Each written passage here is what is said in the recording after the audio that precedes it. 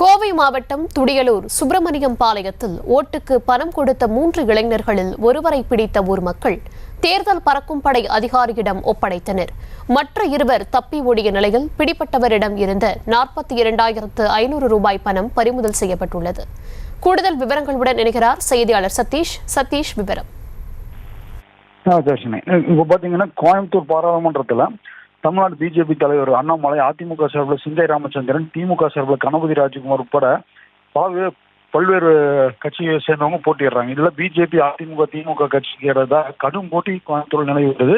இதில் அண்ணாமலை போட்டியிடுவதனால இந்த தொகுதி பாத்தீங்கன்னா தேசிய அளவில் முக்கிய தொகுதியாக பார்க்கப்பட்டு வருகிறது.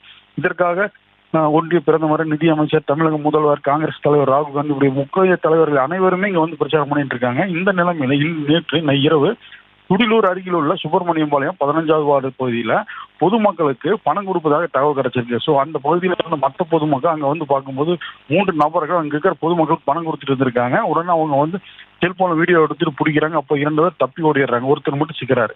உடனே பொதுமக்கள் அந்த சிக்கிற விசாரிக்க போது அவர் வந்து தன்னோட வயசு 23, பேர் வந்து மனோஜும், பணம் கொடுக்க வந்ததாகவும் ஒப்புக்கொள்கிறார். இதனை அடுத்து அந்த பொதுமக்கள் தேர்தல் பறக்கும் படைக்கு தகவல் தெரிவிக்கிறாங்க.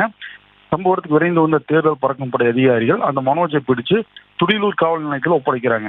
தொடர்ந்து மனோஜிடம் விசாரிக்கும் போது அவர் வாக்காளருக்காக பணம் கொடுக்க வைத்திருந்த 42,500 ரூபாயை போலீசார் பறிமுதல் செய்யறாங்க. சிஎஸ்ஆர் போட்டு விசாரணை மேற்கொண்டு வருகிறாங்க. தப்பியோடைய மேலும் 2 பேரை தேடிட்டு வராங்க.